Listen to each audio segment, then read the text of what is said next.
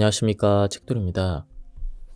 오늘 소개해드릴 책은 쇼펜하우어 행복 수업입니다.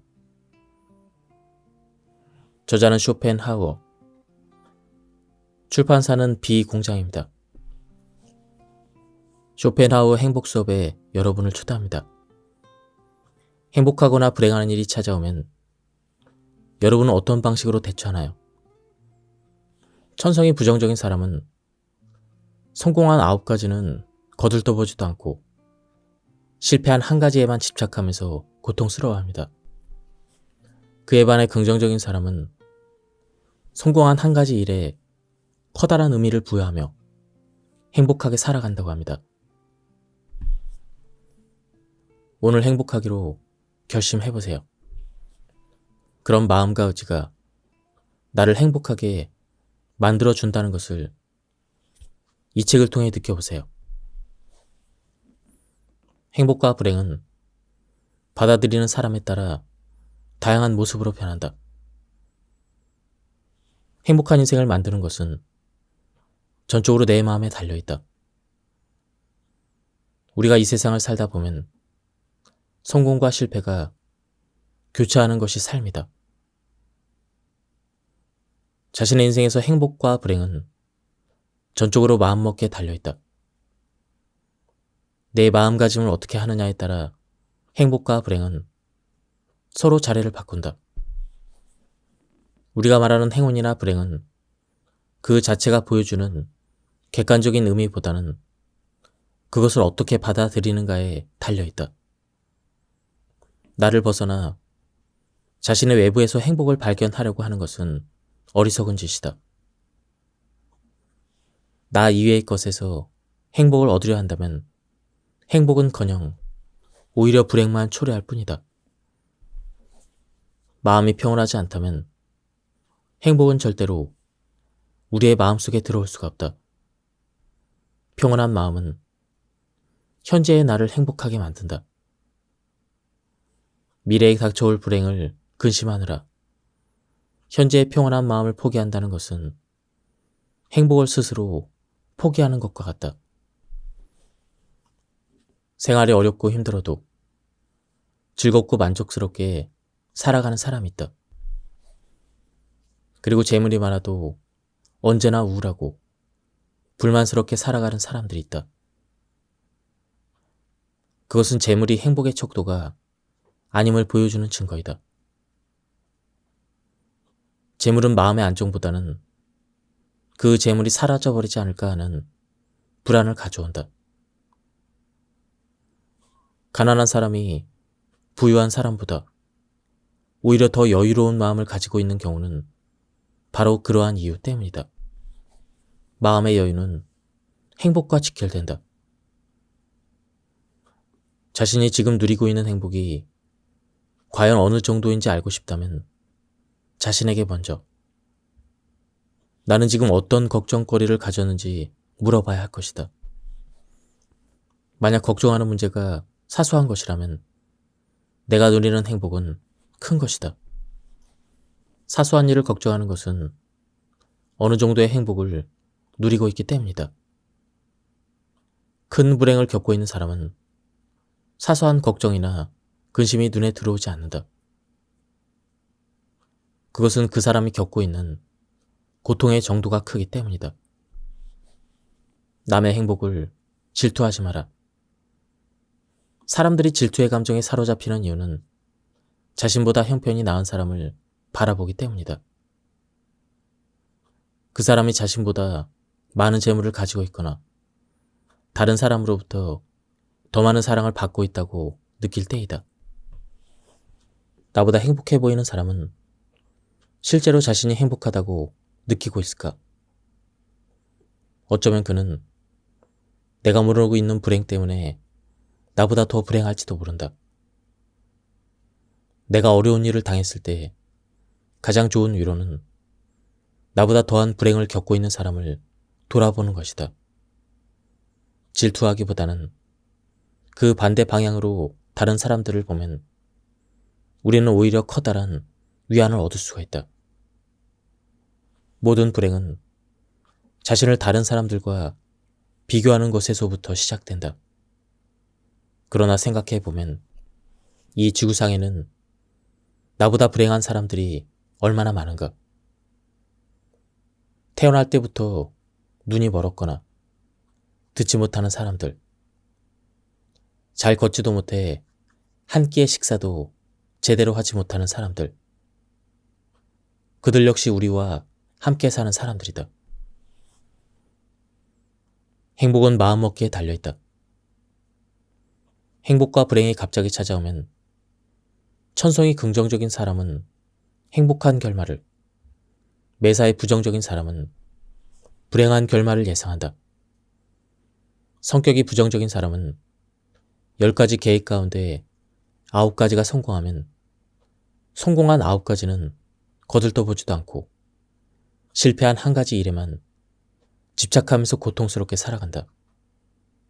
그러나 긍정적인 사람은 성공한 1가지 일에 커다란 의미를 부여하며 행복하게 살아간다.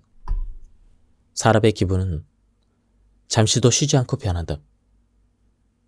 하늘에 있는 태양도 추울 때는 온몸을 따스하게 녹여주는 고마운 존재이지만 더운 여름에는 귀찮고 성가신 존재로 바뀌어버린다. 똑같이 존재하는 태양이지만 그것을 바라볼 때의 기분에 따라 서로 다르게 느껴지는 것이다. 다른 사물과 사건도 마찬가지다. 끊임없는 변화 속에서 지금도 계속되고 있는 현재는 그것을 우리가 어떻게 느끼고 있는가에 따라 달라진다는 사실을 기억해야 한다. 행복은 외적으로 드러나는 형태보다도 내가 어떻게 생각하고 느끼는가에 따라 결정되는 경우가 많이 있다. 세르반테스의 경우를 보면 참혹한 감옥에서도 불의의 명작 돈키호테를 쓸 수가 있었다. 그는 갇히고 폐쇄되었다는 외적 환경보다는 의식을 자유롭게 풀어 상상의 세계를 펼칠 수 있는 정신력이 강했기 때문에 행복할 수가 있었다. 만족하면 행복하다. 행복은 자신에게 만족하는 사람일 것이다. 이 아리스토텔레스의 말을 새겨 들어야 한다. 행복은 자신을 상대로 할 때 더욱 극대화될 수 있으며 다른 사람을 상대로 할 때 그 가치가 감소한다. 행복은 만족할 줄 아는 사람에게 주어진다. 나는 내가 원하는 모든 것을 이미 내 마음속에 가지고 있다. 이렇게 말할 수 있다면 그는 행복을 얻기 위한 자격을 충분히 갖춘 사람이다. 이 세상에서 가장 확실히 의지할 수 있는 것은 오직 나 자신뿐이다. 다른 사람과의 교제에는 득이 있겠지만 손해를 보는 경우도 많은 것이다. 행복을 자신과 거래하라. 자신에게 만족하면서 사는 사람은 이미 행복하다. 질투는 자연스러운 인간의 속성이지만 그 사람 자신을 얼마나 불행하게 여기고 있는지를 표시하는 것이다. 세네카는 우리는 우리들의 것을 다른 것과 비교하지 말고 기뻐하자. 남의 행복을 보고 괴로워하는 자는 결코 행복해지지 않는다라는 말을 남기면서 많은 사람이 너보다 앞서 있는 것을 본다면 많은 사람이 너보다 뒤에 있음도 기억하라라는 말로 시기하거나 질투하지 말 것을 당부했다. 지금 상황이 나보다 좋은 사람도 있겠지만 나보다 좋지 않은 사람도 있을 것이다. 그런 위안으로 자신의 처한 상황에 만족해야 한다. 그러면 행복도 저절로 찾아올 것이다. 작고 사소할수록 행복은 커진다. 작고 사소한 일에 더 민감한 것이 인간이다. 만약 당신이 불행한 상태에 처해 있다면 작고 사소한 일에 전혀 행복을 느끼지 못한다. 그러므로 작고 사소한 일에 행복을 느끼고 있다면 당신은 행복한 사람이다. 당신이 얼마만큼 행복한가를 알기 위해서는 어떤 일을 즐기고 있는가를 묻기보다는 어떤 일을 슬퍼하고 있는지를 먼저 점검해 봐야 한다. 아주 작은 일이라 할지라도 그 일에 만족하고 행복해하는 습관을 갖는 것이 좋다. 그러면 당신이 느끼는 행복감은 그만큼 더 커지기 마련이다. 나이가 들어갈수록 우리가 느끼는 행복감은 점차 줄어든다는 것을 누구나 알고 있다. 그것은 그만큼 사람들과 맺는 교제의 범위가 넓어지기 때문이다. 불필요한 관계나 복잡한 일정을 점차 줄여보자. 우리들의 생활 양식과 인간관계를 되도록 단조롭게 할수록 거기에 따른 부담도 그만큼 줄어들며 그 줄어든 공간에는 자연스레 행복이 스며든다. 우리의 시야가 좁을수록 행동의 범위가 작을수록 더욱 마음이 안정되고 행복을 느낀다. 그러나 행동의 범위가 넓어지면 넓어질수록 그만큼의 걱정과 욕망이 증가하기 때문에 만족을 쉽게 얻지 못한다. 재물에 대한 욕심을 줄여라. 일반적으로 보통 사람들은 정신적인 풍요로움이나 정신건강을 통해 행복을 추구하기보다는 재물을 얻는 일에 모든 노력을 기울이며 살아가고 있다. 그러나 많은 재물을 소유했다고 해서 행복한 것인가? 그런 사람 중에는 자신이 불행하다고 생각하는 사람들이 더 많이 있다. 그들은 정신적인 풍요로움이나 깊이 있는 지식보다는 자신의 인생에 위안을 줄 수 있는 외부적인 일에 더 많은 관심을 두기 때문이다. 그러한 생각을 하는 사람은 기쁨보다는 근심이 많을 수밖에 없는 것이 당연한 일이다. 이 세상에 많은 재물을 소유한 사람이라도 그 영혼은 공허한 경우가 대부분이다. 인간의 쾌락과 방탕은 정신의 궁핍에서 비롯되는 권태의 일종이다.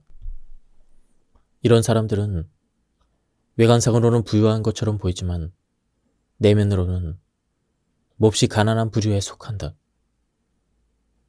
자신의 물질적인 욕구를 만족시키는 과정을 통해 행복을 성취하려는 행동은 삼가해야 한다.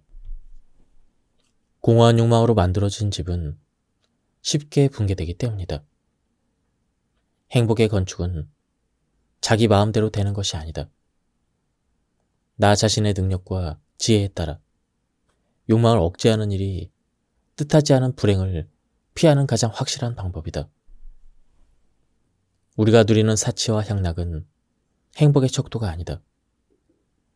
행복하다는 느낌은 주관적이기 때문이다. 검소하고 절제된 삶을 사는 사람도 자신이 행복하다고 느끼면 행복한 것이다. 이런 행복에 대한 느낌은 무질적인 욕심을 버릴 때 더욱 가까이 찾아온다는 것을 잊지 말아야 한다. 건강은 행복의 집이다. 우리는 건강하지 않으면 절대로 행복할 수 없다. 당연한 말이지만 많은 사람들이 이 사실을 알고 있으면서 잘 지키지 않고 있다. 다시 말하면 행복은 건강이라는 나무에서 피어나는 꽃과 같다. 따라서 우리는 건강한 몸과 마음을 유지하기 위해 자신을 단련해야 한다. 우리를 행복하고 불행하게 하는 것은 객관적이고 실제적인 사물이 아니라 그것을 우리가 어떻게 느끼고 어떻게 받아들이는가에 달려있다. 그리고 그런 느낌과 인식은 건강하다는 것을 전제로 할 때 바로 설 수가 있다. 수많은 재산을 가지고 있어도 건강하지 못하면 즐길 수 있는 마음의 여유를 가질 수가 없다. 건강은 가꾸는 것보다 지키고 유지하는 것이 중요하다. 지나친 방탕과 쾌락의 늪으로 빠져들지 않도록 항상 조심해야 한다. 분노나 격정 같은 격렬한 감정의 혼란을 피하고 정신적인 긴장이 계속되지 않도록 주의해야 한다. 날마다 규칙적인 운동을 하고 섭취하는 음식물에 대한 조절 또한 필요한 것이다. 명심하고 명심하라. 건강하면 모든 일이 기쁨의 원천이 되지만 건강을 잃으면 세상 모두를 잃는 것이다. 불행을 두려워하지 마라. 대책을 세우고 있다면 그것은 이미 불행이 아니다. 행복을 추구하는 것보다 고뇌하지 않는 것이 더욱 중요하다. 불행하게도 이 세상 어디에도 당신이 꿈꾸는 낙원은 없다. 행복과 쾌락에 대한 온갖 헛된 욕망과 기대를 버리지 못하는 한 당신의 고뇌는 줄어들지 않는다. 미래에 대한 막연한 두려움으로 인해 지금의 상황을 불안하게 만드는 일은 바보들이나 하는 짓이다. 만약 불행한 일이 일어날 가능성이 있더라도 불행은 일어나지 않을 것으로 생각하는 것이 좋다. 확실하게 예상되는 불행이라도 가까운 시일 내에 오지 않을 것으로 생각하라. 그리고 조용히 그 불행에 대한 대책을 준비하라. 우리는 그 어떤 불행도 극복할 수 있는 능력을 가지고 있다. 불행에 대한 두려움을 품고 있다면 당신은 이미 불행하다. 불행한 사람은 영원히 불행을 두려워하는 사람이다. 이 세상 누구도 온전히 불행을 피해갈 수 없다. 현명한 삶을 살아가는 사람일지라도 어느 정도의 불행은 겪을 수밖에 없는 것이다. 불행한 일이 벌어진 뒤에 그때 내가 좀 더 정신을 차렸더라면 일이 지금처럼 되지 않았을 거야. 그렇게 한탄하며 후회하지 마라. 일이 벌어진 뒤에 후회하는 것은 자신을 고문하는 일에 불과하다.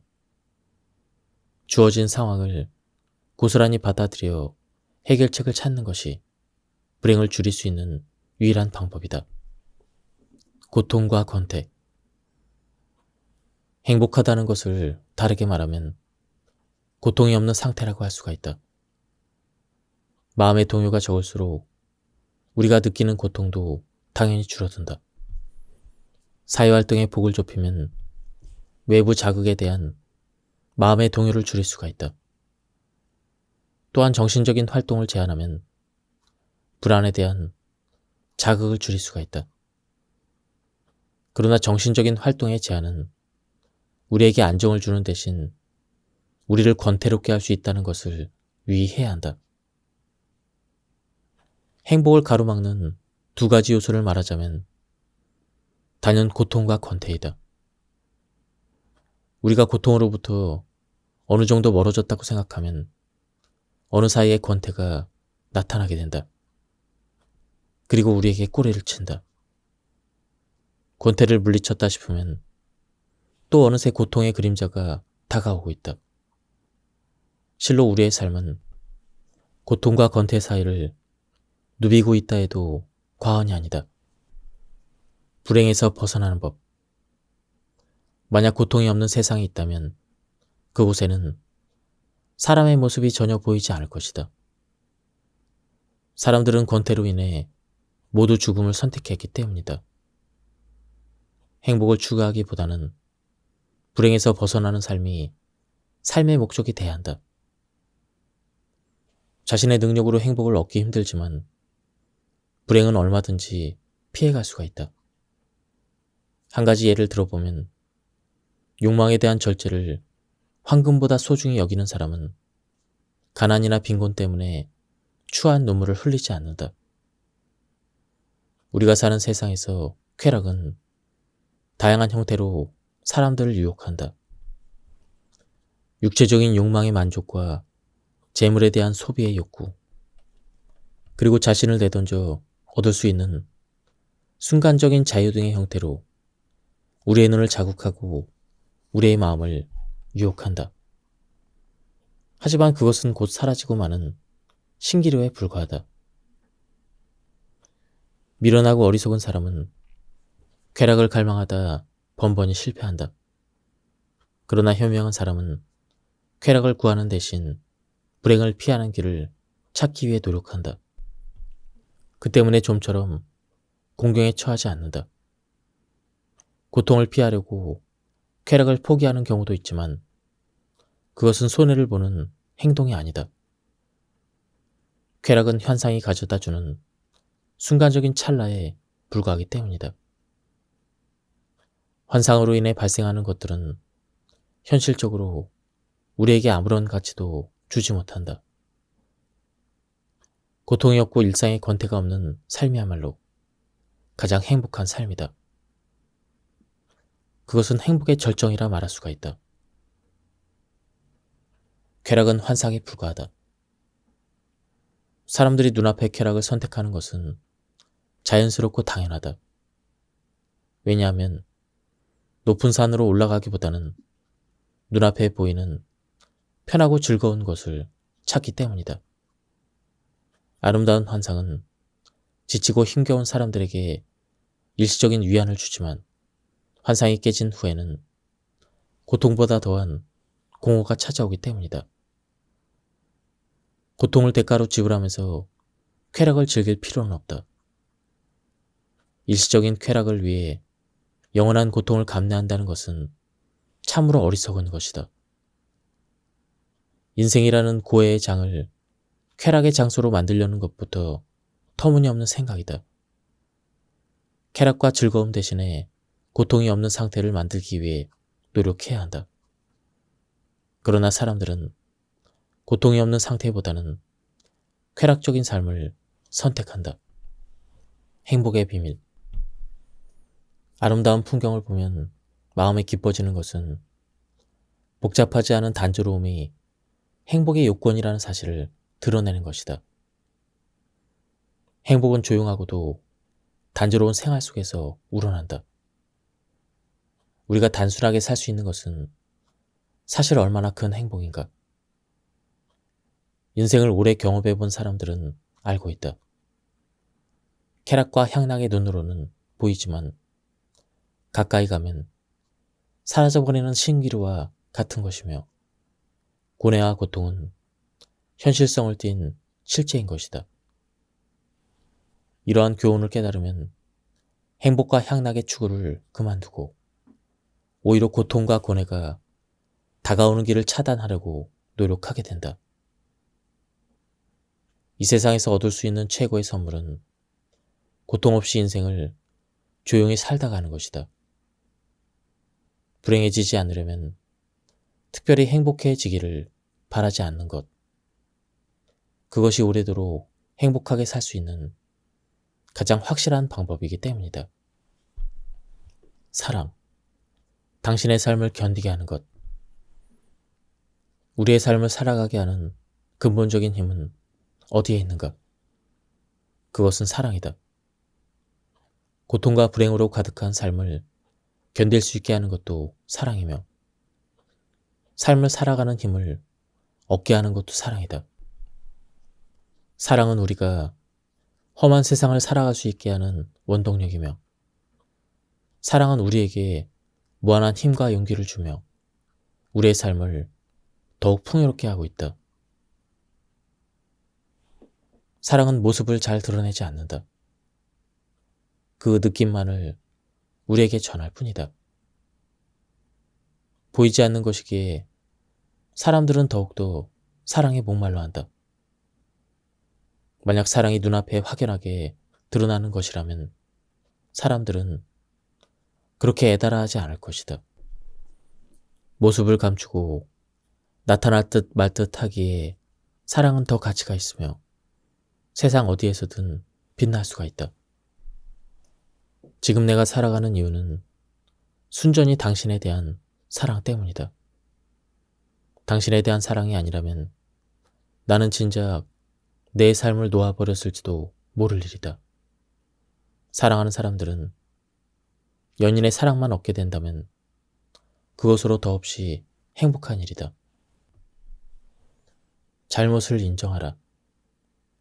이미 일어난 사건이며 더구나 그 사건이 불행한 일이고 도무지 되돌릴 수 없는 일이라면 운명적으로 조용히 받아들이는 편이 낫다. 이렇게 했더라면 괜찮지 않았을까? 또는 이렇게 했더라면 사전에 방지할 수 있었을 텐데 이런 생각은 당신의 괴로움만 더할 뿐이다. 그보다는 차라리 다비드 왕의 해법을 참고하자. 다비드 왕은 아들이 병에 걸려 사경을 헤맬 때 하나님께 쉬지 않고 기도를 드렸다. 하지만 아들이 죽고 나자 한마디의 말로 하나님을 원망하곤 다시는 그것을 생각하지 않았다. 이미 되돌릴 수 없는 일에 자꾸 매달려 본들 아무 소용이 없다는 것은 우리 모두가 잘 알고 있다. 그런데도 그 일에 자꾸 매달려서 어찌할 것인가. 하지만 자신의 부주의나 노력의 부족으로 인해 어떤 불행이 찾아왔다면 다음에 그런 불행을 초래하지 않기 위해서 진지하게 자신을 돌아봐야 할 것이다. 자신의 잘못으로 인해 불행이 찾아왔을 경우 자신에게 구차한 변명을 한다든가 대단한 잘못이 아닌 것처럼 생각하는 것은 잘못된 일이다. 그 잘못을 깨끗이 인정하고 이후로는 그러한 잘못을 되풀이하지 않겠다는 자기 반성은 분명히 필요하다. 그래야 그런 잘못을 되풀이하지 않을 수가 있다. 희망은 내 손 안에 있다. 저울의 한쪽 끝에는 희망을, 다른 한쪽에는 경계심을 매달아 놔야 한다. 그래야 희망을 붙들어 놓을 수가 있다. 현재 자신의 처지가 좀 비관적이다 싶으면 인간은 공상 속에 빠지는 경향이 있다. 황당한 희망을 설정해 놓고 그 속에서 좀처럼 나오려 하지 않는 것이다. 그것이 현실적으로 불가능한 희망이라면 문제가 심각해질 수가 있다. 냉엄한 현실에 부닥쳐 이루어질 수 없는 꿈 같은 희망 말이다. 그런 희망이 사라지면 곧 절망이나 환멸을 느낄 수밖에 없다. 그러므로 자신이 가지고 있지 않는 것을 보고 저것이 내 것이라면 얼마나 좋을까? 이렇게 상상하는 것은 무익한 일이다. 이러한 일 때문에 불만이 생기는 것이다.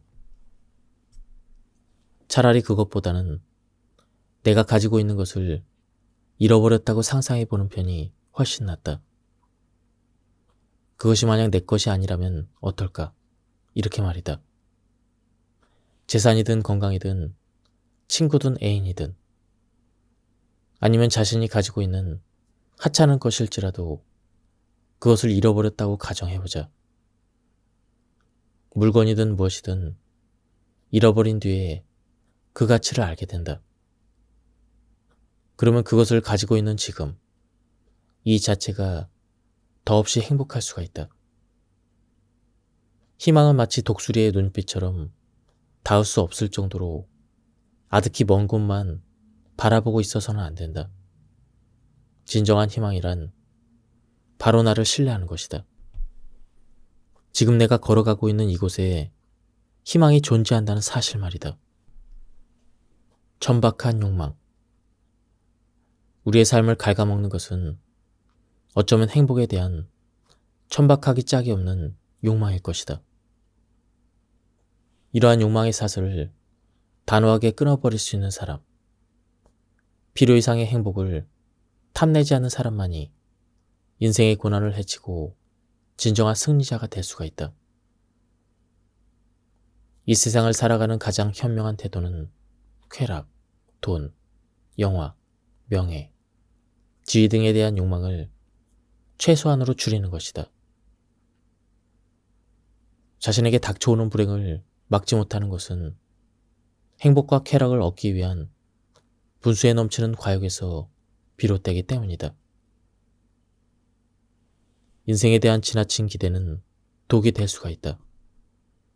기대감이 작다면 어떤 불행이 찾아와도 흔들리지 않을 것이며 어떤 것을 잃어버려도 크게 낙담하지 않을 것이다. 상처를 주는 말과 행동. 말은 생각의 표현이다. 깊은 지혜를 담고 있을수록 말은 더욱 단순해지기 마련이다. 인간은 자기 중심적이며 자기 자신 외에 흥미를 느끼게 하는 것이 없다.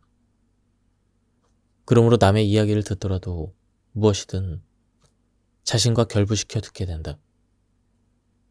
어쩌다 조금이라도 자신과 관계 있는 이야기를 들으면 그것에 온통 마음을 빼앗겨 이야기의 본래 뜻을 파악할 여유가 없어진다.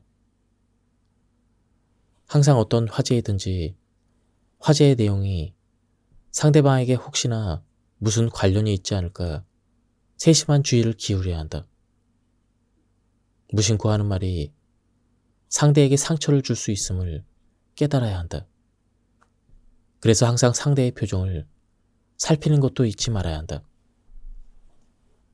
결정은 천천히 내려라. 무엇이든 조급하게 서두르지 마라. 결정을 내려야 될 일이 있으면 더욱 신중하게 생각하고 결정을 해야 한다. 그러므로 억지로 생각을 짜내기 위해 애쓸 것이 아니라 적당한 때가 올 때까지 기다리는 것이 좋다. 올바른 결정은 어느 순간에 갑자기 찾아오는 법이다. 사색의 성과는 나무 열매가 자라는 것처럼 서서히 무르익는다. 단번에 가능한 것이 아니라 단계적으로 이루어지는 것이 사색이기 때문이다. 사색에 익숙해지면 상황을 올바르게 바라볼 수 있게 되고 지금까지 어렵게 보이던 문제도 훨씬 객관적으로 파악하게 되며 쉽게 해결책을 찾을 수가 있다. 타인의 입장이 되어라. 사람은 자신의 몸무게는 전혀 느끼지 못한다. 하지만 다른 사람의 몸을 움직이려 할 때 그 무게는 무척 크게 느껴진다. 이처럼 사람은 자신의 결점이나 잘못은 깨닫지 못하고 다른 사람의 결점이나 잘못은 크게 느낀다. 가끔은 서로 주어진 상황을 바꿔 생각해 보는 것도 삶을 살아가는 지혜이다. 나를 다른 사람의 처지에 놓아보면 남에게 느끼는 질투나 증오는 눈 녹듯이 사라질 것이다. 또 다른 사람을 나의 관점에서 생각하면 거만이나 허영심을 부릴 수 없게 된다. 항상 자신의 결점이나 잘못을 깨닫고 있다면 다른 사람에게도 관대하게 할 수가 있다. 흥분은 금물이다. 자신의 판단을 다른 사람들이 믿어주기를 바라거나 혹은 자신의 의견을 다른 사람들에게 이해시키려고 한다면 어떤 경우에도 흥분하지 말고 냉정하게 말을 해야 한다. 지성의 본질은 냉정함이다. 자신의 의견을 말하면서 감정적으로 흥분하게 되면 상대방은 그것을 과장이나 거짓이라고 생각하기 쉬워진다. 이것이 진정한 대화의 기본인데도 의외로 잘 지켜지지 않는 경우가 많이 있다. 다른 사람에 대해서 좋지 않은 감정을 말이나 표정에 나타내는 일은 인간의 행위 중 가장 저급한 행동이다. 그것은 하찮은 일일 뿐 아니라 위험하고 어리석은 일이다. 그러므로 분노든 미움이든 그것을 결코 행동으로 나타내서는 안 된다. 말이나 표정에 나타나면 그 사람은 이미 상대에게 넘어간 것이 된다는 것을 명심해야 한다. 자화자찬은 스스로 깎는 일이다. 아무리 그럴싸한 이유가 있다 하더라도 자화자찬을 해서는 안 된다. 이 세상에 자기 스스로를 찬양할 만한 큰 공적은 없기 때문이다. 만약 자화자찬하는 사람이 있다면 그 사람의 분별력을 의심해보고 다시는 상대하지 않아도 좋다. 현명한 사람은 다른 사람과 대화를 할 때 자신을 그 사람의 수준에 맞도록 낮춘다. 그는 자신에게 훌륭한 자질과 능력이 있음에도 불구하고 그것을 상대방에게 내세우지 않는다. 그러나 어리석은 사람은 그 반대이다. 자신이 어리석다는 사실을 조금도 깨닫지 못한 채 오히려 상대방보다 자신을 높이기 위해 애를 쓴다. 돈을 잃어도 지혜를 얻는 것이라 생각하라. 남에게 속아서 잃은 돈만큼 적절하게 사용한 돈은 없다고 생각하라. 왜냐하면 그 돈은 바로 지혜를 구하는 데 쓰였기 때문이다. 돈은 바닷물과도 같다. 마시면 마실수록 목이 말라진다. 특별한 세상은 없다. 우리가 먹는 과자의 종류는 실로 다양하다. 그러나 서로 다른 모양의 과자라 할지라도 모두가 다 같은 원료를 반죽해서 만든 것이다. 사람이 살아가는 모습도 어떤 형태가 됐든 결국 같은 내용이다. 각기 모양새가 틀리긴 해도 결국 비슷하게 살다가 비슷하게 생을 마감한다. 특별한 삶, 특별한 세상은 없다. 이 세상을 지배하는 세 가지 요소가 있으며 그것은 분별과 힘과 운이라고 사람들이 말하고 있다. 그것을 나는 진리라고 생각하며 마지막 요소인 운을 최고로 보고 있다. 우리 대의 생애는 파도를 헤치는 배와 같다. 운, 즉 행운이라든가 불운이라 하는 것은 바람의 역할을 하고 있다. 우리의 노력은 배를 움직이는 노의 역할로 보면 된다.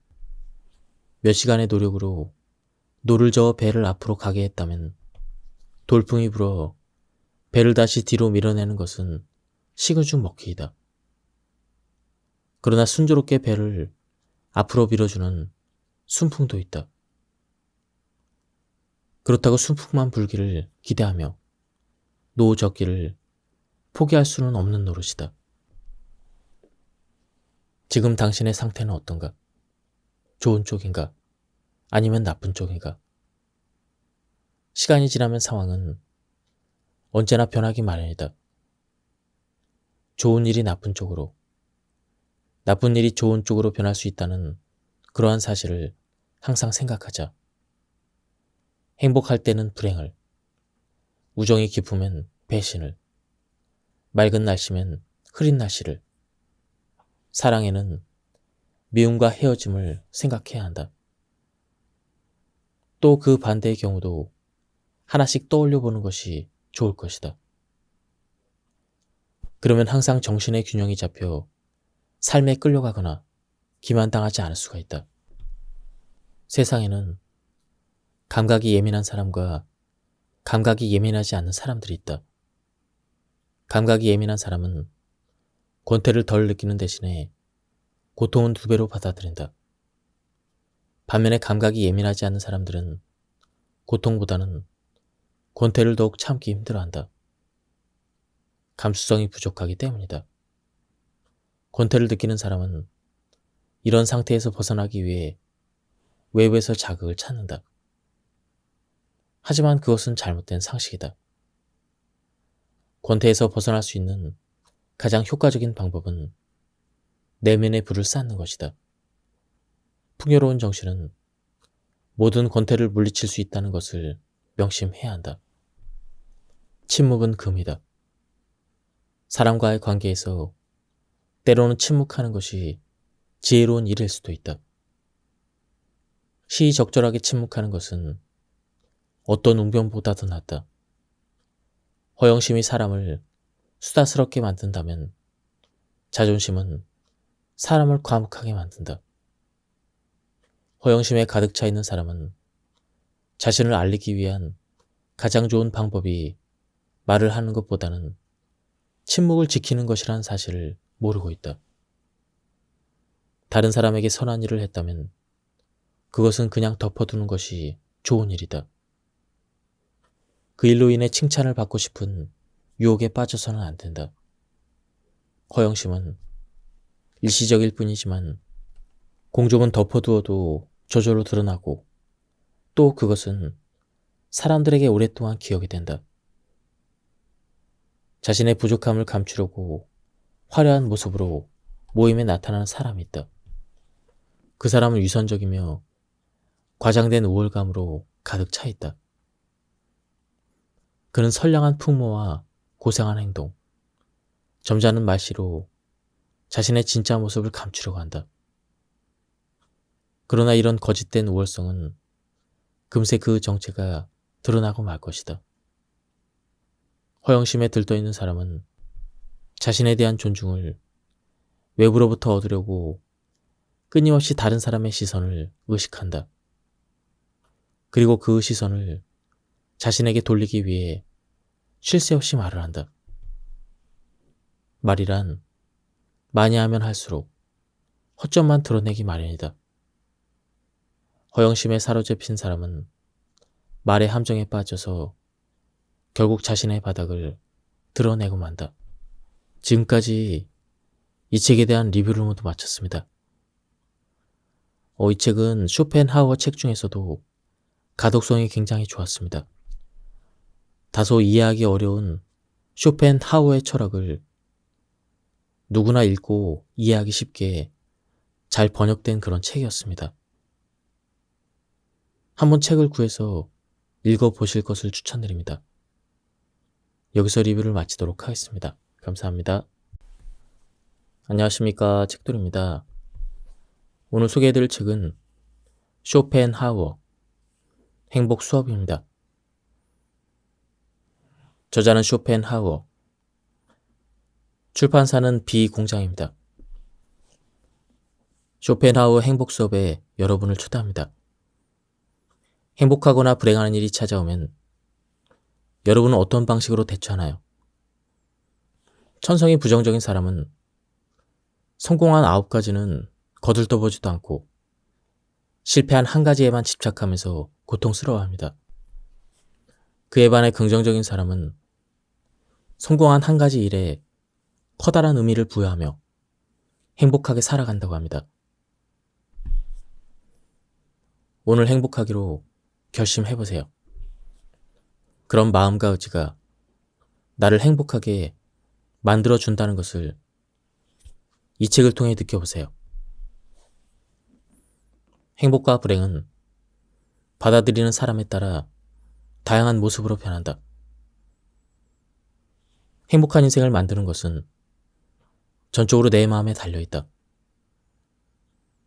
우리가 이 세상을 살다 보면 성공과 실패가 교차하는 것이 삶이다. 자신의 인생에서 행복과 불행은 전적으로 마음먹기에 달려있다. 내 마음가짐을 어떻게 하느냐에 따라 행복과 불행은 서로 자리를 바꾼다. 우리가 말하는 행운이나 불행은 그 자체가 보여주는 객관적인 의미보다는 그것을 어떻게 받아들이는가에 달려있다. 나를 벗어나 자신의 외부에서 행복을 발견하려고 하는 것은 어리석은 짓이다. 나 이외의 것에서 행복을 얻으려 한다면 행복은커녕 오히려 불행만 초래할 뿐이다. 마음이 평온하지 않다면 행복은 절대로 우리의 마음속에 들어올 수가 없다. 평온한 마음은 현재의 나를 행복하게 만든다. 미래에 닥쳐올 불행을 근심하느라 현재의 평온한 마음을 포기한다는 것은 행복을 스스로 포기하는 것과 같다. 생활이 어렵고 힘들어도 즐겁고 만족스럽게 살아가는 사람이 있다.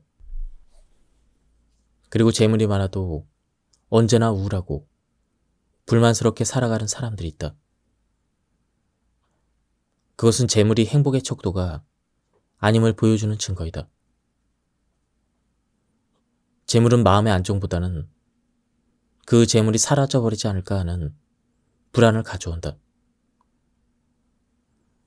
가난한 사람이 부유한 사람보다 오히려 더 여유로운 마음을 가지고 있는 경우는 바로 그러한 이유 때문이다. 마음의 여유는 행복과 직결된다. 자신이 지금 누리고 있는 행복이 과연 어느 정도인지 알고 싶다면 자신에게 먼저 나는 지금 어떤 걱정거리를 가졌는지 물어봐야 할 것이다. 만약 걱정하는 문제가 사소한 것이라면 내가 누리는 행복은 큰 것이다. 사소한 일을 걱정하는 것은 어느 정도의 행복을 누리고 있기 때문이다. 큰 불행을 겪고 있는 사람은 사소한 걱정이나 근심이 눈에 들어오지 않는다. 그것은 그 사람이 겪고 있는 고통의 정도가 크기 때문이다. 남의 행복을 질투하지 마라. 사람들이 질투의 감정에 사로잡히는 이유는 자신보다 형편이 나은 사람을 바라보기 때문이다. 그 사람이 자신보다 많은 재물을 가지고 있거나 다른 사람으로부터 더 많은 사랑을 받고 있다고 느낄 때이다. 나보다 행복해 보이는 사람은 실제로 자신이 행복하다고 느끼고 있을까? 어쩌면 그는 내가 모르고 있는 불행 때문에 나보다 더 불행할지도 모른다. 내가 어려운 일을 당했을 때 가장 좋은 위로는 나보다 더한 불행을 겪고 있는 사람을 돌아보는 것이다. 질투하기보다는 그 반대 방향으로 다른 사람들을 보면 우리는 오히려 커다란 위안을 얻을 수가 있다. 모든 불행은 자신을 다른 사람들과 비교하는 것에서부터 시작된다. 그러나 생각해보면 이 지구상에는 나보다 불행한 사람들이 얼마나 많은가. 태어날 때부터 눈이 멀었거나 듣지 못하는 사람들, 잘 걷지도 못해 한 끼의 식사도 제대로 하지 못하는 사람들, 그들 역시 우리와 함께 사는 사람들이다. 행복은 마음먹기에 달려있다. 행복과 불행이 갑자기 찾아오면 천성이 긍정적인 사람은 행복한 결말을, 매사에 부정적인 사람은 불행한 결말을 예상한다. 성격이 부정적인 사람은 10가지 계획 가운데 9가지가 성공하면 성공한 9가지는 거들떠보지도 않고 실패한 1가지 일에만 집착하면서 고통스럽게 살아간다. 그러나 긍정적인 사람은 성공한 1가지 일에 커다란 의미를 부여하며 행복하게 살아간다. 사람의 기분은 잠시도 쉬지 않고 변한다. 하늘에 있는 태양도 추울 때는 온몸을 따스하게 녹여주는 고마운 존재이지만 더운 여름에는 귀찮고 성가신 존재로 바뀌어버린다. 똑같이 존재하는 태양이지만 그것을 바라볼 때 기분에 따라 서로 다르게 느껴지는 것이다. 다른 사물과 사건도 마찬가지다. 끊임없는 변화 속에서 지금도 계속되고 있는 현재는 그것을 우리가 어떻게 느끼고 있는가에 따라 달라진다는 사실을 기억해야 한다. 행복은 외적으로 드러나는 형태보다도 내가 어떻게 생각하고 느끼는가에 따라 결정되는 경우가 많이 있다. 세르판테스의 경우를 보면 참혹한 감옥에서도 불의의 명작 돈키호테를 쓸 수가 있었다. 그는 갇히고 폐쇄되었다는 외적 환경보다는 의식을 자유롭게 풀어 상상의 세계를 펼칠 수 있는 정신력이 강했기 때문에 행복할 수가 있었다. 만족하면 행복하다. 행복은 자신에게 만족하는 사람일 것이다. 이 아리스토텔레스의 말을 새겨 들어야 한다. 행복은 자신을 상대로 할 때 더욱 극대화될 수 있으며 다른 사람을 상대로 할 때 그 가치가 감소한다. 행복은 만족할 줄 아는 사람에게 주어진다. 나는 내가 원하는 모든 것을 이미 내 마음속에 가지고 있다. 이렇게 말할 수 있다면 그는 행복을 얻기 위한 자격을 충분히 갖춘 사람이다. 이 세상에서 가장 확실히 의지할 수 있는 것은 오직 나 자신뿐이다. 다른 사람과의 교제에는 득이 있겠지만 손해를 보는 경우도 많은 것이다. 행복을 자신과 거래하라. 자신에게 만족하면서 사는 사람은 이미 행복하다. 질투는 자연스러운 인간의 속성이지만 그 사람 자신을 얼마나 불행하게 여기고 있는지를 표시하는 것이다. 세네카는 우리는 우리들의 것을 다른 것과 비교하지 말고 기뻐하자. 남의 행복을 보고 괴로워하는 자는 결코 행복해지지 않는다라는 말을 남기면서 많은 사람이 너보다 앞서 있는 것을 본다면 많은 사람이 너보다 뒤에 있음도 기억하라라는 말로 시기하거나 질투하지 말 것을 당부했다. 지금 상황이 나보다 좋은 사람도 있겠지만 나보다 좋지 않은 사람도 있을 것이다. 그런 위안으로 자신의 처한 상황에 만족해야 한다. 그러면 행복도 저절로 찾아올 것이다. 작고 사소할수록 행복은 커진다. 작고 사소한 일에 더 민감한 것이 인간이다. 만약 당신이 불행한 상태에 처해 있다면 작고 사소한 일에 전혀 행복을 느끼지 못한다. 그러므로 작고 사소한 일에 행복을 느끼고 있다면 당신은 행복한 사람이다. 당신이 얼마만큼 행복한가를 알기 위해서는 어떤 일을 즐기고 있는가를 묻기보다는 어떤 일을 슬퍼하고 있는지를 먼저 점검해 봐야 한다. 아주 작은 일이라 할지라도 그 일에 만족하고 행복해하는 습관을 갖는 것이 좋다. 그러면 당신이 느끼는 행복감은 그만큼 더 커지기 마련이다. 나이가 들어갈수록 우리가 느끼는 행복감은 점차 줄어든다는 것을 누구나 알고 있다. 그것은 그만큼 사람들과 맺는 교제의 범위가 넓어지기 때문이다. 불필요한 관계나 복잡한 일정을 점차 줄여보자. 우리들의 생활 양식과 인간관계를 되도록 단조롭게 할수록 거기에 따른 부담도 그만큼 줄어들며 그 줄어든 공간에는 자연스레 행복이 스며든다. 우리의 시야가 좁을수록 행동의 범위가 작을수록 더욱 마음이 안정되고 행복을 느낀다. 그러나 행동의 범위가 넓어지면 넓어질수록 그만큼의 걱정과 욕망이 증가하기 때문에 만족을 쉽게 얻지 못한다. 재물에 대한 욕심을 줄여라.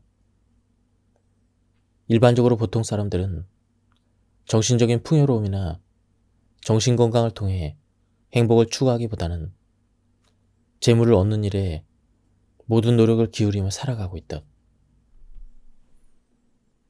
그러나 많은 재물을 소유했다고 해서 행복한 것인가? 그런 사람 중에는 자신이 불행하다고 생각하는 사람들이 더 많이 있다. 그들은 정신적인 풍요로움이나 깊이 있는 지식보다는 자신의 인생에 위안을 줄 수 있는 외부적인 일에 더 많은 관심을 두기 때문이다. 그러한 생각을 하는 사람은 기쁨보다는 근심이 많을 수밖에 없는 것이 당연한 일이다. 이 세상에 많은 재물을 소유한 사람이라도 그 영혼은 공허한 경우가 대부분이다. 인간의 쾌락과 방탕은 정신의 궁핍에서 비롯되는 권태의 일종이다. 이런 사람들은 외관상으로는 부유한 것처럼 보이지만 내면으로는 몹시 가난한 부류에 속한다. 자신의 물질적인 욕구를 만족시키는 과정을 통해 행복을 성취하려는 행동은 삼가해야 한다. 공허한 욕망으로 만들어진 집은 쉽게 붕괴되기 때문이다. 행복의 건축은 자기 마음대로 되는 것이 아니다. 나 자신의 능력과 지혜에 따라 욕망을 억제하는 일이 뜻하지 않은 불행을 피하는 가장 확실한 방법이다. 우리가 누리는 사치와 향락은 행복의 척도가 아니다. 행복하다는 느낌은 주관적이기 때문이다. 검소하고 절제된 삶을 사는 사람도 자신이 행복하다고 느끼면 행복한 것이다. 이런 행복에 대한 느낌은 무질적인 욕심을 버릴 때 더욱 가까이 찾아온다는 것을 잊지 말아야 한다. 건강은 행복의 집이다. 우리는 건강하지 않으면 절대로 행복할 수 없다. 당연한 말이지만 많은 사람들이 이 사실을 알고 있으면서 잘 지키지 않고 있다. 다시 말하면 행복은 건강이라는 나무에서 피어나는 꽃과 같다. 따라서 우리는 건강한 몸과 마음을 유지하기 위해 자신을 단련해야 한다. 우리를 행복하고 불행하게 하는 것은 객관적이고 실제적인 사물이 아니라 그것을 우리가 어떻게 느끼고 어떻게 받아들이는가에 달려있다. 그리고 그런 느낌과 인식은 건강하다는 것을 전제로 할 때 바로 설 수가 있다. 수많은 재산을 가지고 있어도 건강하지 못하면 즐길 수 있는 마음의 여유를 가질 수가 없다. 건강은 가꾸는 것보다 지키고 유지하는 것이 중요하다. 지나친 방탕과 쾌락의 늪으로 빠져들지 않도록 항상 조심해야 한다. 분노나 격정 같은 격렬한 감정의 혼란을 피하고 정신적인 긴장이 계속되지 않도록 주의해야 한다. 날마다 규칙적인 운동을 하고 섭취하는 음식물에 대한 조절 또한 필요한 것이다. 명심하고 명심하라. 건강하면 모든 일이 기쁨의 원천이 되지만 건강을 잃으면 세상 모두를 잃는 것이다. 불행을 두려워하지 마라. 대책을 세우고 있다면 그것은 이미 불행이 아니다. 행복을 추구하는 것보다 고뇌하지 않는 것이 더욱 중요하다. 불행하게도 이 세상 어디에도 당신이 꿈꾸는 낙원은 없다. 행복과 쾌락에 대한 온갖 헛된 욕망과 기대를 버리지 못하는 한 당신의 고뇌는 줄어들지 않는다. 미래에 대한 막연한 두려움으로 인해 지금의 상황을 불안하게 만드는 일은 바보들이나 하는 짓이다. 만약 불행한 일이 일어날 가능성이 있더라도 불행은 일어나지 않을 것으로 생각하는 것이 좋다. 확실하게 예상되는 불행이라도 가까운 시일 내에 오지 않을 것으로 생각하라. 그리고 조용히 그 불행에 대한 대책을 준비하라. 우리는 그 어떤 불행도 극복할 수 있는 능력을 가지고 있다. 불행에 대한 두려움을 품고 있다면 당신은 이미 불행하다. 불행한 사람은 영원히 불행을 두려워하는 사람이다. 이 세상 누구도 온전히 불행을 피해갈 수 없다. 현명한 삶을 살아가는 사람일지라도 어느 정도의 불행은 겪을 수밖에 없는 것이다. 불행한 일이 벌어진 뒤에 그때 내가 좀 더 정신을 차렸더라면 일이 지금처럼 되지 않았을 거야. 그렇게 한탄하며 후회하지 마라. 일이 벌어진 뒤에 후회하는 것은 자신을 고문하는 일에 불과하다. 주어진 상황을 고스란히 받아들여 해결책을 찾는 것이 불행을 줄일 수 있는 유일한 방법이다. 고통과 권태. 행복하다는 것을 다르게 말하면 고통이 없는 상태라고 할 수가 있다. 마음의 동요가 적을수록 우리가 느끼는 고통도 당연히 줄어든다. 사회활동에 폭을 좁히면 외부 자극에 대한 마음의 동요를 줄일 수가 있다. 또한 정신적인 활동을 제한하면 불안에 대한 자극을 줄일 수가 있다. 그러나 정신적인 활동의 제한은 우리에게 안정을 주는 대신 우리를 권태롭게 할 수 있다는 것을 유의해야 한다. 행복을 가로막는 두 가지 요소를 말하자면 단연 고통과 권태이다. 우리가 고통으로부터 어느 정도 멀어졌다고 생각하면 어느 사이에 권태가 나타나게 된다. 그리고 우리에게 꼬리를 친다. 권태를 물리쳤다 싶으면 또 어느새 고통의 그림자가 다가오고 있다. 실로 우리의 삶은 고통과 권태 사이를 누비고 있다 해도 과언이 아니다. 불행에서 벗어나는 법. 만약 고통이 없는 세상이 있다면 그곳에는 사람의 모습이 전혀 보이지 않을 것이다. 사람들은 권태로 인해 모두 죽음을 선택했기 때문이다. 행복을 추구하기보다는 불행에서 벗어나는 삶이 삶의 목적이 돼야 한다. 자신의 능력으로 행복을 얻기 힘들지만 불행은 얼마든지 피해갈 수가 있다. 한 가지 예를 들어보면 욕망에 대한 절제를 황금보다 소중히 여기는 사람은 가난이나 빈곤 때문에 추한 눈물을 흘리지 않는다. 우리가 사는 세상에서 쾌락은 다양한 형태로 사람들을 유혹한다. 육체적인 욕망의 만족과 재물에 대한 소비의 욕구, 그리고 자신을 내던져 얻을 수 있는 순간적인 자유 등의 형태로 우리의 눈을 자극하고 우리의 마음을 유혹한다. 하지만 그것은 곧 사라지고 마는 신기루에 불과하다. 미련하고 어리석은 사람은 쾌락을 갈망하다 번번이 실패한다. 그러나 현명한 사람은 쾌락을 구하는 대신 불행을 피하는 길을 찾기 위해 노력한다. 그 때문에 좀처럼 공경에 처하지 않는다. 고통을 피하려고 쾌락을 포기하는 경우도 있지만 그것은 손해를 보는 행동이 아니다. 쾌락은 현상이 가져다주는 순간적인 찰나에 불과하기 때문이다. 환상으로 인해 발생하는 것들은 현실적으로 우리에게 아무런 가치도 주지 못한다. 고통이 없고 일상의 권태가 없는 삶이야말로 가장 행복한 삶이다. 그것은 행복의 절정이라 말할 수가 있다. 쾌락은 환상에 불과하다. 사람들이 눈앞의 쾌락을 선택하는 것은 자연스럽고 당연하다.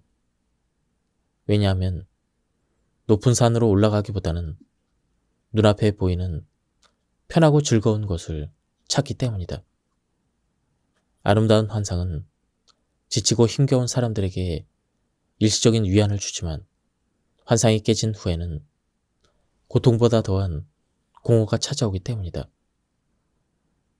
고통을 대가로 지불하면서 쾌락을 즐길 필요는 없다. 일시적인 쾌락을 위해 영원한 고통을 감내한다는 것은 참으로 어리석은 것이다. 인생이라는 고해의 장을 쾌락의 장소로 만들려는 것부터 터무니없는 생각이다. 쾌락과 즐거움 대신에 고통이 없는 상태를 만들기 위해 노력해야 한다.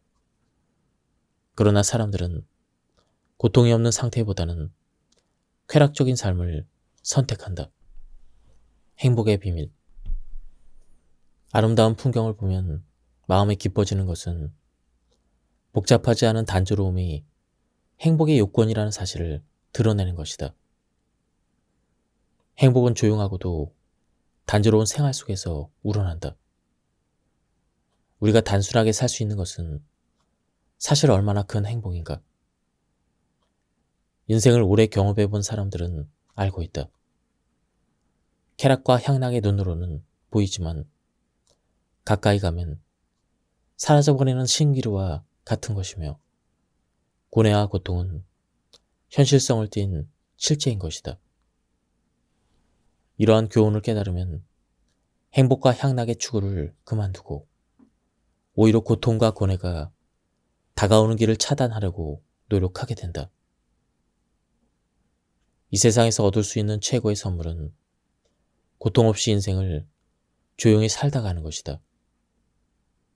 불행해지지 않으려면 특별히 행복해지기를 바라지 않는 것. 그것이 오래도록 행복하게 살 수 있는 가장 확실한 방법이기 때문이다. 사랑. 당신의 삶을 견디게 하는 것. 우리의 삶을 살아가게 하는 근본적인 힘은 어디에 있는가? 그것은 사랑이다. 고통과 불행으로 가득한 삶을 견딜 수 있게 하는 것도 사랑이며 삶을 살아가는 힘을 얻게 하는 것도 사랑이다. 사랑은 우리가 험한 세상을 살아갈 수 있게 하는 원동력이며 사랑은 우리에게 무한한 힘과 용기를 주며 우리의 삶을 더욱 풍요롭게 하고 있다. 사랑은 모습을 잘 드러내지 않는다. 그 느낌만을 우리에게 전할 뿐이다. 보이지 않는 것이기에 사람들은 더욱더 사랑에 목말라 한다. 만약 사랑이 눈앞에 확연하게 드러나는 것이라면 사람들은 그렇게 애달아하지 않을 것이다. 모습을 감추고 나타날 듯 말 듯 하기에 사랑은 더 가치가 있으며 세상 어디에서든 빛날 수가 있다. 지금 내가 살아가는 이유는 순전히 당신에 대한 사랑 때문이다. 당신에 대한 사랑이 아니라면 나는 진작 내 삶을 놓아버렸을지도 모를 일이다. 사랑하는 사람들은 연인의 사랑만 얻게 된다면 그것으로 더없이 행복한 일이다. 잘못을 인정하라. 이미 일어난 사건이며 더구나 그 사건이 불행한 일이고 도무지 되돌릴 수 없는 일이라면 운명적으로 조용히 받아들이는 편이 낫다. 이렇게 했더라면 괜찮지 않았을까? 또는 이렇게 했더라면 사전에 방지할 수 있었을 텐데. 이런 생각은 당신의 괴로움만 더할 뿐이다. 그보다는 차라리 다비드 왕의 해법을 참고하자. 다비드 왕은 아들이 병에 걸려 사경을 헤맬 때 하나님께 쉬지 않고 기도를 드렸다. 하지만 아들이 죽고 나자 한마디의 말로 하나님을 원망하곤 다시는 그것을 생각하지 않았다. 이미 되돌릴 수 없는 일에 자꾸 매달려 본들 아무 소용이 없다는 것은 우리 모두가 잘 알고 있다.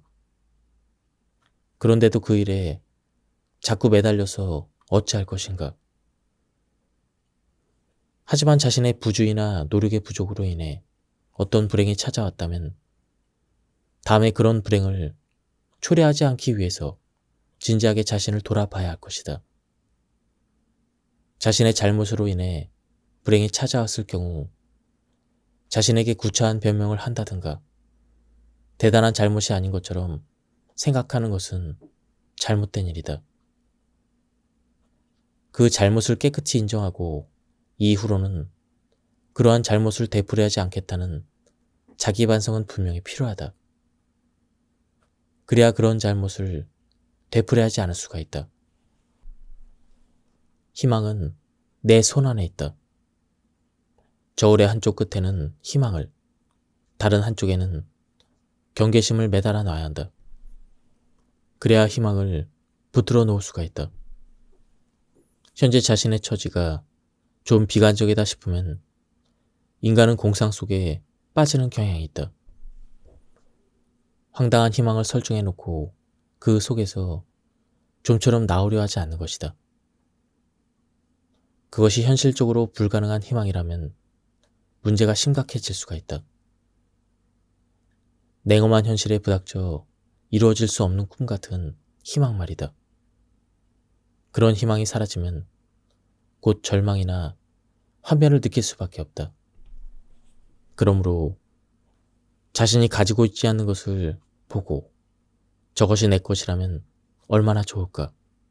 이렇게 상상하는 것은 무익한 일이다. 이러한 일 때문에 불만이 생기는 것이다.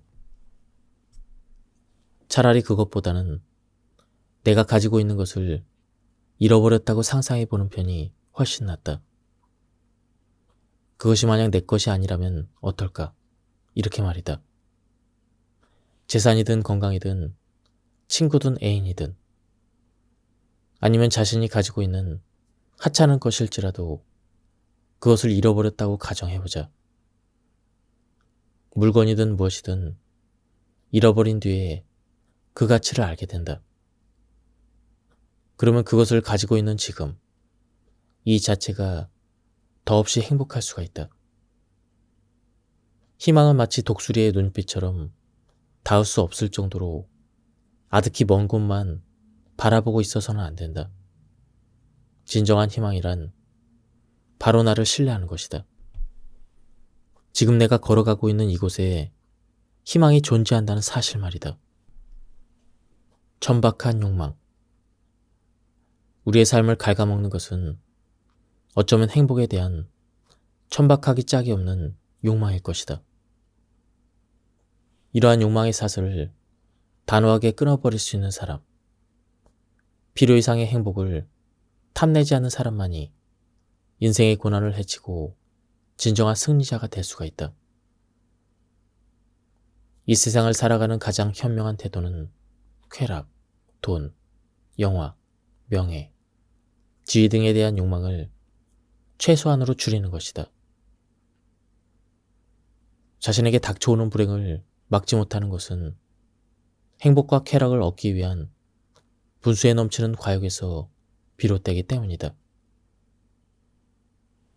인생에 대한 지나친 기대는 독이 될 수가 있다. 기대감이 작다면 어떤 불행이 찾아와도 흔들리지 않을 것이며 어떤 것을 잃어버려도 크게 낙담하지 않을 것이다. 상처를 주는 말과 행동. 말은 생각의 표현이다. 깊은 지혜를 담고 있을수록 말은 더욱 단순해지기 마련이다. 인간은 자기 중심적이며 자기 자신 외에 흥미를 느끼게 하는 것이 없다. 그러므로 남의 이야기를 듣더라도 무엇이든 자신과 결부시켜 듣게 된다. 어쩌다 조금이라도 자신과 관계 있는 이야기를 들으면 그것에 온통 마음을 빼앗겨 이야기의 본래 뜻을 파악할 여유가 없어진다. 항상 어떤 화제이든지 화제의 내용이 상대방에게 혹시나 무슨 관련이 있지 않을까 세심한 주의를 기울여야 한다. 무심코 하는 말이 상대에게 상처를 줄 수 있음을 깨달아야 한다.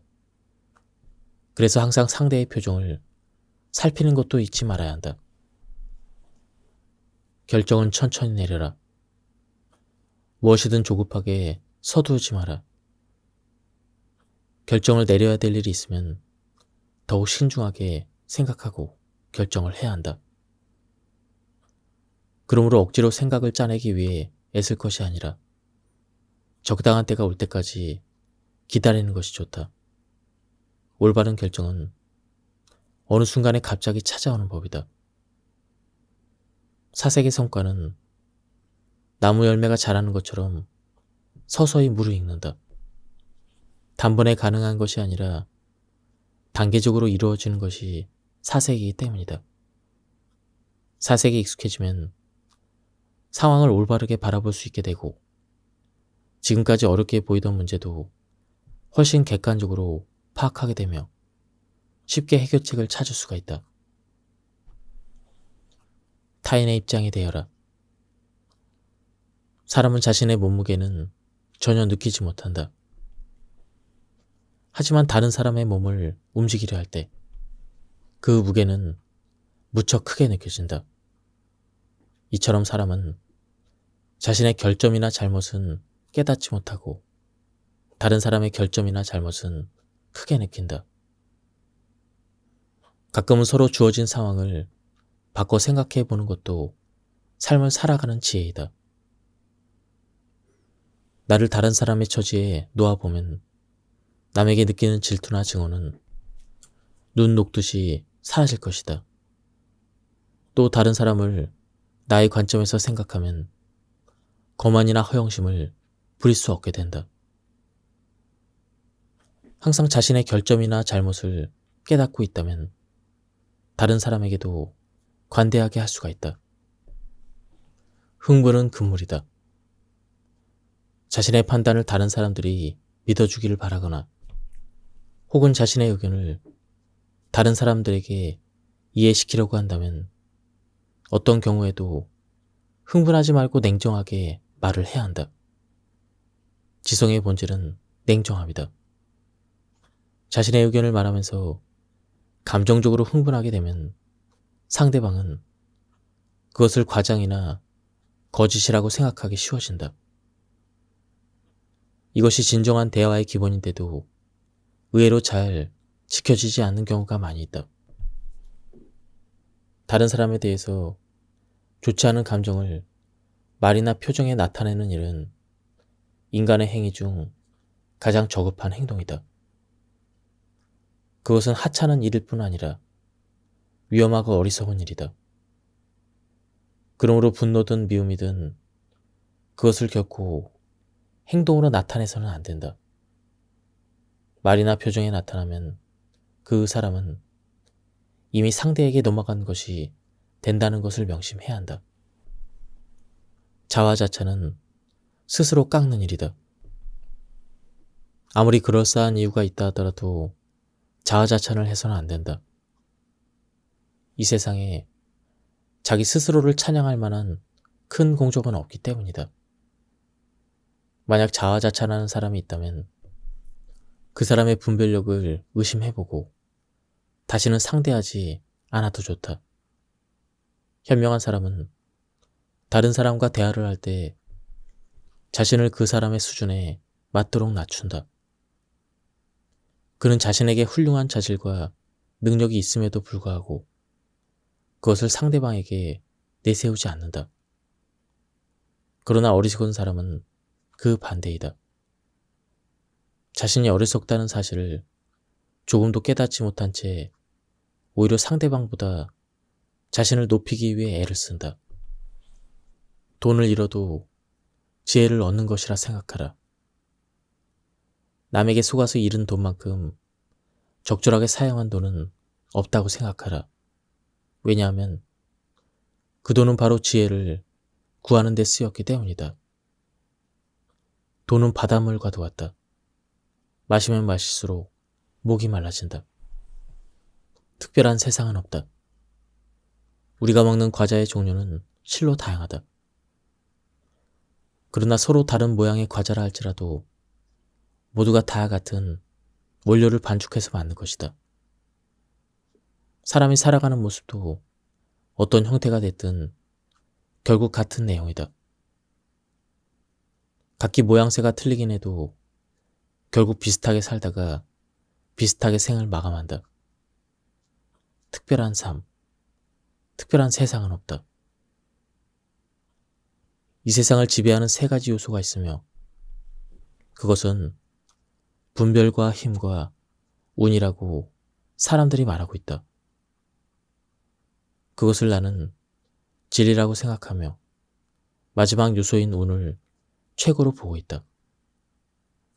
우리들의 생애는 파도를 헤치는 배와 같다.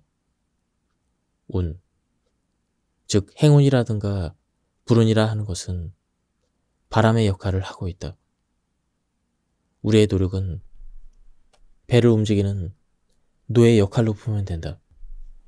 몇 시간의 노력으로 노를 저어 배를 앞으로 가게 했다면 돌풍이 불어 배를 다시 뒤로 밀어내는 것은 식은 죽 먹기이다. 그러나 순조롭게 배를 앞으로 밀어주는 순풍도 있다. 그렇다고 순풍만 불기를 기대하며 노 젓기를 포기할 수는 없는 노릇이다. 지금 당신의 상태는 어떤가? 좋은 쪽인가? 아니면 나쁜 쪽인가? 시간이 지나면 상황은 언제나 변하기 마련이다. 좋은 일이 나쁜 쪽으로, 나쁜 일이 좋은 쪽으로 변할 수 있다는 그러한 사실을 항상 생각하자. 행복할 때는 불행을, 우정이 깊으면 배신을, 맑은 날씨면 흐린 날씨를, 사랑에는 미움과 헤어짐을 생각해야 한다. 또 그 반대의 경우도 하나씩 떠올려 보는 것이 좋을 것이다.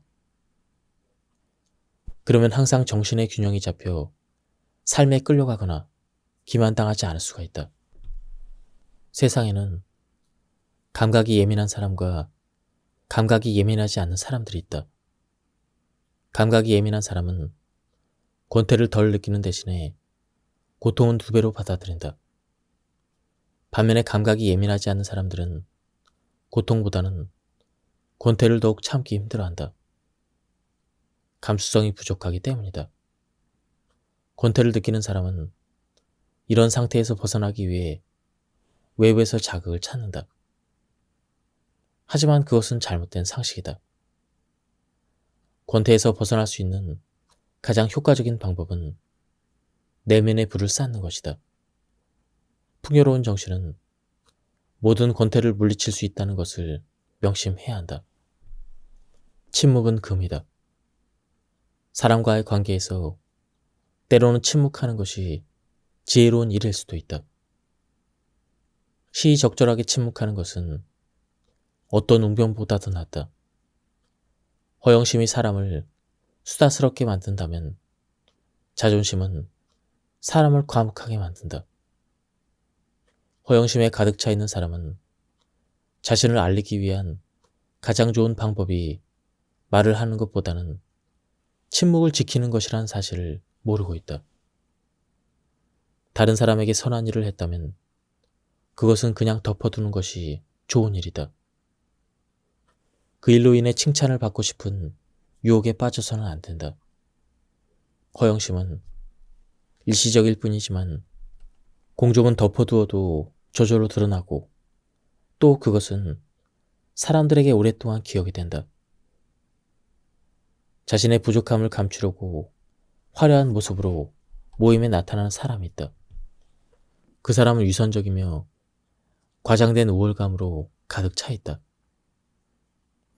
그는 선량한 풍모와 고상한 행동, 점잖은 말씨로 자신의 진짜 모습을 감추려고 한다. 그러나 이런 거짓된 우월성은 금세 그 정체가 드러나고 말 것이다. 허영심에 들떠있는 사람은 자신에 대한 존중을 외부로부터 얻으려고 끊임없이 다른 사람의 시선을 의식한다. 그리고 그 시선을 자신에게 돌리기 위해 쉴 새 없이 말을 한다. 말이란 많이 하면 할수록 허점만 드러내기 마련이다. 허영심에 사로잡힌 사람은 말의 함정에 빠져서 결국 자신의 바닥을 드러내고 만다. 지금까지 이 책에 대한 리뷰를 모두 마쳤습니다. 이 책은 쇼펜하우어 책 중에서도 가독성이 굉장히 좋았습니다. 다소 이해하기 어려운 쇼펜하우어의 철학을 누구나 읽고 이해하기 쉽게 잘 번역된 그런 책이었습니다.